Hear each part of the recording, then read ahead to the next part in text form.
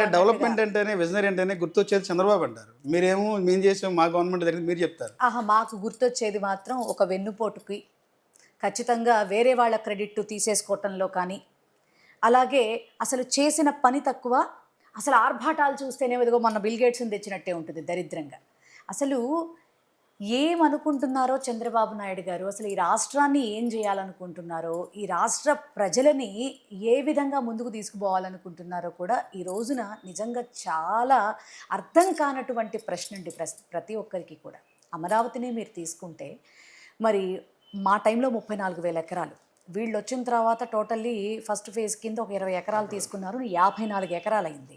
ఆ 54 ఎకరాలకే 54,000 ఎకరాలకే లిటరల్లీ ఇప్పటి వరకు ఒక ఎకరం డెవలప్ చేయాలంటే 2 కోట్లు పడుతుంది అని చెప్తా ఉన్నాడు ఆయన. మరి దానికే ఇప్పటి వరకు ఏ అతి గతి లేదు. అప్పుడు ఇప్పుడు కలిపి లిటరల్లీ 55,000 కోట్ల రూపాయలు అమరావతిని బూచిగా చూపించి అది గ్రాంట్ అని చెప్తున్నాడు, కానీ అది it's not a grant, it's completely అప్పే, కంప్లీట్లీ అప్పే, తిరిగి చెల్లించాల్సిందే. అది చూపిస్తున్నాడు. అసలు వాస్తవంగా చంద్రబాబు నాయుడు గారు కానీ మున్సిపల్ మినిస్టర్ గారు కానీ అసలు ప్రజలకు చెప్పింది ఏంటి? ఇది సెల్ఫ్ సస్టైనబిలిటీ ఉన్నటువంటి మరి రాజధాని, ఆ ప్రాజెక్టు ఆల్రెడీ మా దగ్గర 54,000 ఎకరాలు ఉన్నాయి. అసలు 25,000 ఎకరాల్లో బ్రహ్మాండమైనటువంటి రాజధాని నిర్మించేసేసి అమరావతి దేవతల రాజధానిని ఇక్కడ తలపించే విధంగా బ్రహ్మాండమైన భవనాలు కన్స్ట్రక్షన్ చేసేసి మరి మిగిలినటువంటి 25 + 4 29,000 ఎకరాలు ఏవైతే ఉన్నాయో వాటిని అమ్మి అప్పు తీర్చేస్తాం, ఎక్కడి నుంచి ఒక్క రూపాయి అప్పు తీసుకురావాల్సినటువంటి అవసరం కూడా లేదు అని బాజాలు కొట్టి ఇప్పుడు మళ్ళీ మీ ఇళ్ళు బీకేస్తామని, మాకు రోడ్లు కావాలి, ఇంకోటి కావాలి, మేము డెవలప్ చేయాలంటే మాకు ఇంకా మీవన్నీ కావాలి అంటుంటే అమరావతి రైతులు బండ బూతులు తిడుతున్నారు, వాళ్ళ జీవితాలతో ఆడుకుంటున్నాడు. రీసెంట్లీ దొండపాటి రామారావు గారు ఆయన మరి ఆ తాడికొండ నియోజకవర్గ ఎమ్మెల్యే సాక్షిగా జరిగినటువంటి మీటింగ్లో మరి నిర్దాక్షిణ్యంగా ప్రాణాలు పోగొట్టుకున్నాడు. ఏమయ్యా, నేను ఇచ్చిన 2 ఎకరాలకే ఇప్పటి వరకు నాకు కరెక్ట్గా నాకు రిటర్నబుల్ రిజిస్ట్రేషన్ చేసి ఇవ్వలేదండి. రిటర్నబుల్ ప్లాట్స్ ఎలా ఇవ్వాలి? వాళ్ళవన్నీ 3 పంటలు పండే భూములండి, బంగారం లాంటి భూములు తీసుకొని ఎక్కడో చెరువుల్లో కాలవల్లో అది ముక్కు ముఖం తెలియని శ్మశానాల్లో ఇస్తూ ఉంటే వాళ్ళు ఎట్లా తీసుకుంటారు? దాన్ని పోని డెవలప్ అన్నా చేసి ఇచ్చావా? అది లేదు ఇంతవరకు. ప్రతి సంవత్సరం వర్షాకాలం వస్తే ఎత్తిపోతల పథకం, ఇప్పుడు అదేంటి రాయలసీమ అంటే నీళ్ళు ఎత్తిపోసుకోవటమే కదండి అమరావతి అంతే కదా. ఇప్పుడు ఒక పెద్దపాటి వర్షం వచ్చిందనుకోండి సార్, గట్టిగా కురిస్తే మరి పడవలు వేసుకొని వెళ్తున్నారు కదా.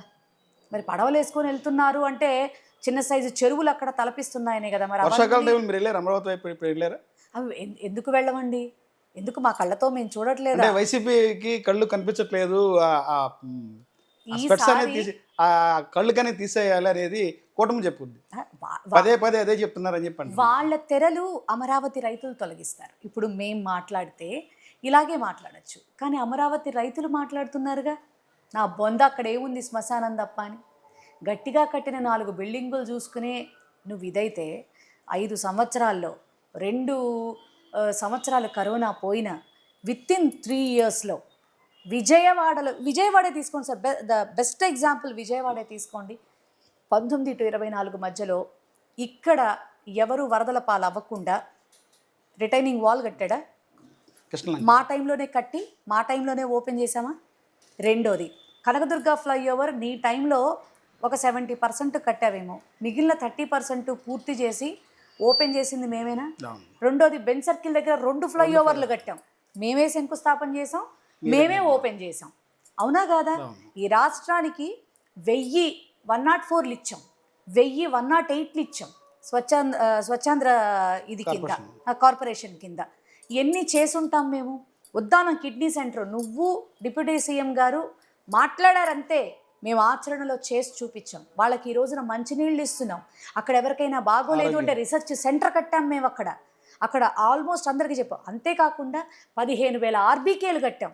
రైతులకి ఎంత అండదండలుగా నిలబడ్డాం.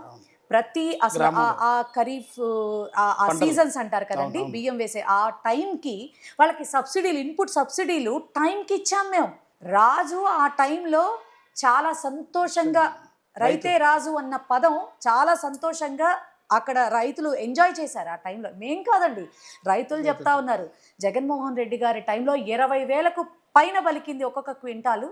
అలాంటిది ఇప్పుడు చూస్తేనేమో అసలు 13,000 12,000కే అంటే పడిపోతుంది. గతం కన్నా ఇప్పుడు రైతులు బాగున్నారు, చాలా సంతోషంగా చెప్తారు గవర్నమెంట్ చెప్పుది అచ్చెన్నాయుడు గారు. ధైర్యం ఉంటే నిజంగా నేను చెప్తా ఉన్నా, అంటే గతంలో వైసీపీ ఎగ్గొట్టినటువంటి ఏదైతే ధాన్యం కొనుగోలు చేసిన డబ్బు అవుతుందో మా గవర్నమెంట్ వచ్చిన తర్వాత ఇచ్చాము, ఇదేనా మీకు రైతుల మీద ప్రేమ అనేది అచ్చెన్నాయుడు చెప్తారు. రమ్మనండి. ఇప్పుడు ప్రతి ఒక్కళ్ళు జగన్మోహన్ రెడ్డి గారిని ఛాలెంజ్లు చేస్తూ ఉంటారు, కానీ అసలు అదొద్దు. మొన్న ఈ అసెంబ్లీలో కూడా ఎవరు వంగలపూడి అనిత గారు హోమ్ మినిస్టర్. మరి నా సబ్జెక్ట్ మీద, నా శాఖ మీద అసలు నేను ఎంత బాగా నా శాఖని నేను గొప్పగా చేస్తున్నానో డిస్కస్ చేయడానికి ఐఎమ్ రెడీ అని చెప్పిన ఆవిడ ఛాలెంజింగ్ విసిరింది. నేను ఎంటైర్ మినిస్టర్స్, ఎందుకంటే మా జగన్మోహన్ రెడ్డి గారు అక్కర్లేదు, మా మాజీ మంత్రులు అవసరం లేదు, ఏం అవసరం లేదు. నేను డేటా తీసుకొని నేను వస్తాను. ఎవరు కూర్చుంటారో కూర్చోమనండి. ఏ శాఖ గురించి అయినా సరే ఆ శాఖ గురించి మేం మాట్లాడతాం. ల్యాండ్ ఆర్డర్ గురించి ఏం చెప్తారు? ల్యాండ్ ఆర్డర్ గురించి మాట్లాడితే మొన్న మండలిలో, శాసన మండలిలో ఇజ్రాయెల్ గారు మాట్లాడితే ల్యాండ్ ఆర్డర్ అస్తవ్యస్తంగా ఉంది, అంబటి రాంబాబు ఇంటి మీద ఆ రకంగా దారుణంగా దాడి చేస్తే పోలీస్ ఎక్కడనేది, నో పోలీస్ అనేది ఎమ్మెల్సీ గారు మాట్లాడారు. అదే విషయాన్ని కౌంటర్ చేస్తూ హోమ్ మినిస్టర్ గారు మాట్లాడారు. ల్యాండ్ ఆర్డర్ కూడా అస్తవ్యస్తం అనే మాట మార్చుకొని 1-2 సార్లు చెప్తారు. ఏం చెప్తారు మీరు? రాష్ట్రంలో ల్యాండ్ ఆర్డర్ గురించి ఏం చెప్తారు? కవర్ చేసుకునే ప్రయత్నం మాత్రమే. ఒక హోమ్ మినిస్టర్ అయ్యుండి షీఈ్ ఫెయిల్యూర్ అండి, అట్టర్లీ ఫెయిల్యూర్ ఆవిడ. ఎందుకంటే సిచ్యువేషన్ మీడియాస్లో రాష్ట్రం మొత్తం చూశారు. మీ పోలీసులు అక్కడ కాపలా కాస్తున్నారు టీడీపీ గూండాలకి. వాళ్ళు కర్రలు రాడ్లు పట్టుకొని రోడ్డు మీదకి వచ్చి మొత్తం మీడియాలో చూసారు వాళ్ళు ఎట్లా పగలగొట్టారో, అంబటి రాంబాబు గారి వాళ్ళ ఇంట్లో ఏ విధంగా వాళ్ళు అటాక్ చేశారో, ఎట్లా ధ్వంసం చేశారో, ఎట్లా వాళ్ళ ఇంట్లో ఉన్న ఆడవాళ్ళకి భయం కలిగేలా ప్రవర్తించారో మీడియా మొత్తం చూసింది కదా. ఇంకా మీరు కప్పిపుచ్చుకునే ప్రయత్నం చేస్తున్నారంటే అసలు ఇదంతా తీసేయండి సార్. నిన్న ఒక పాప మదనపల్లి ఆ ఘటన ఎంత దారుణం సార్. ఆ వెధవ చచ్చాడు కాబట్టి వాడు బతికి బట్టగట్టాడు. లేకపోతే దాన్ని కూడా వీళ్ళు ఏ రకంగా మార్చుకునే వాళ్ళు, అసలు ఆ కుటుంబానికి అసలు న్యాయం భవిష్యత్తులో జరుగుతుందో జరగదో కూడా మనం ఈ రోజు కూడా క్వశ్చన్ చేసుకోవచ్చు. అంతే కదా. నెక్స్ట్ ఇంకొక సుగాలి ప్రీతి అయ్యేది. ఈ రోజుకి ఆ అమ్మాయికి ఎట్లాంటి ఇది లేదు. అదే సుగాలి ప్రీతి విషయం పవన్ కళ్యాణ్ గారు మాట్లాడతారు. వైసీపీ ట్రాప్లో పడింది సుగాలి పార్వతి, మేము రావబట్టే, ఆ ప్రస్తావించబట్టే నేషనల్ అవార్డు ఇష్యూ అయింది, ఆ కుటుంబానికి ఎంతో కొంత న్యాయం జరిగిందని చెప్పి అంటారు. నేను ఒక మాట చెప్తున్నానండి. ఇప్పుడు 17లో కదా సుగాలి ప్రీతి ఇష్యూ జరిగింది. ఆ రోజున 19 వరకు నువ్వెందుకు మాట్లాడలా? మళ్ళీ 19 ఎలక్షన్స్లో నువ్వెందుకు మాట్లాడావు? 19 ఎలక్షన్స్లో మాట్లాడావు, 19 to 24 మాట్లాడుతానే ఉండటానికి నువ్వు ప్రయత్నం చేస్తూ ఉంటే 24 ఎన్నికలు అదే ఒక అస్త్రం. అదొక అస్త్రంగా నువ్వు చేసుకున్నావు. కానీ మేము 22లోనే ఆమెను పిలిపించి మరి జగన్మోహన్ రెడ్డి గారు వారి భర్త గారికి ఉద్యోగం ఇచ్చి, 5 ఎకరాల పొలం ఇచ్చి, ఇల్లు కట్టుకోవటానికి స్థలం ఇచ్చి, అమ్మా నీ బిడ్డని మేము తీసుకురాలేకపోవచ్చు, ఇది మేము నీకు చేసే ఒక చిన్నపాటి సహాయం అంతే, మేము చేయగలిగింది మేము చేస్తామమ్మా అని సిబిఐకి అప్పగించింది ఎవరు? జగన్మోహన్ రెడ్డి గారు కదా. మన సిబిఐతో జగన్మోహన్ రెడ్డి గారు పరిగెడతారా ఏంటి? నాకు అర్థం కావట్లా. మాట్లాడటానికి కూడా ఉండాలి కదండి.